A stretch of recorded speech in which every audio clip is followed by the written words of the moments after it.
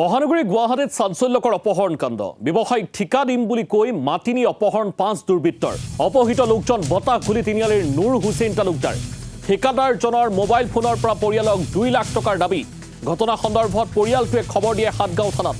আৰক্ষীৰ পৰামৰ্শৰ ভিত্তিত অপহৰণকাৰীক পৰিয়ালটোৱে ধন দিবলৈ যায় পাঞ্জাবাৰীৰ নৱজ্যোতি নগৰৰ পাহাৰত অপহৰণকাৰীক 2 লাখ টকা আদায় দিবলৈ যায় টকা নিবলৈ আহোঁতেই 2 অপহৰণকাৰীক গ্ৰেপ্তাৰ কৰে হাটগাঁও আৰক্ষীয়ে বাকি 3টা অপহৰণকাৰীয়ে নুৰ হুছেইনক মুকলি কৰি দি ঘটনাস্থলীৰ পৰা পলায়ন কৰে ভিতৰত 2 অপহৰণকাৰীৰ নাম হৈছে হাছান আলী আৰু শাহ নৱাজ আলম পলাতক 3 অপহৰণকাৰীক বিচাৰি আৰক্ষীয়ে তীব্ৰ অভিযান অব্যাহত ৰাখিছে বুলি এই মুহূৰ্তত প্ৰাৰম্ভিক খবৰ লাভ কৰা গৈছে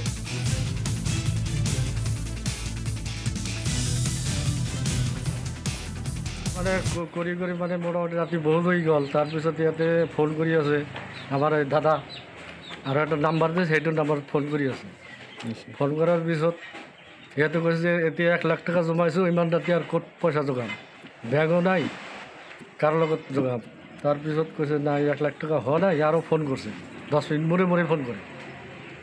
তাৰপিছত কৈছে যে 80,000 টকা জমাইছোঁ আপোনাৰ নৱজ্যোতি তাতে ভাঙা গাড়ী এটা আছে গছ এটা আছে ডাঙৰ তাতে থৈ যোৱা মোৰ মানুহ পঠাই দি আছোঁ তেতিয়া আৰু আধা ঘণ্টা পিছত দেৰি কৰি দিছে আধা ঘণ্টা পিছত আৰু ফোন কৰিছে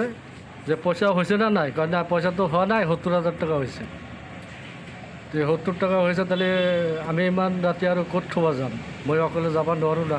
সিহঁতে কৈছে না ক'ৰবাৰ পৰা গাড়ী এটা লৈ পেলাই তাতে থৈ যোৱা কৈ যাব নোৱাৰোঁ কথা আমাৰ মানুষ পঠাই দি আছে এই যে আপনাৰ এই গণেশ মন্দিৰ তাতে থৈ যোৱা মোৰ মানুহ পঠাই দি আছোঁ সিহঁতে মানে আমাৰ পুলিচ যে লগাইছে সিহঁতে গম পোৱা নাই তাৰপিছত এইটো ল'ৰা দুটা পঠাই দিয়াৰ পিছত ইয়াতে ধৰা খাই গৈছে পুলিচে ধৰিছে টকা নিব আহোঁতে কিডনেপ কৰা গমহে পাইছোঁ কিন্তু তেওঁ গধূলি কাম কৰি আহি পেলাই ভাত পানী বনাই পেলাই তাৰপিছত ওলাই যায় আমি ওলাই যায় প্ৰত্যক্ষ কৰোঁ দেখা পাওঁ কিন্তু বাকী ৰাস্তাত যে তেওঁক ওলাই লৈ গৈছে আমিতো উঠাই লৈ গৈছে আমি গম নাপাওঁ কিডনেপ কৰি লৈ গ'ল তাৰপিছত কিডনেপ কৰি লৈ গ'ল ৰাস্তাৰ পৰা লৈ গৈছে পিছতে আমি গম পালোঁ গম পাই পেলাই আমি কলবিলাক কিডনেপিকক ফোনো কৰিলোঁ তাৰ দাদাকৰ ফোনৰ পৰা ফোন কৰি পেলাই আমি থানাত পঠাই দিলোঁ থানাৰ লগত কণ্টেক্ট কৰ বুলি থানা উদ্ধাৰ কৰিলে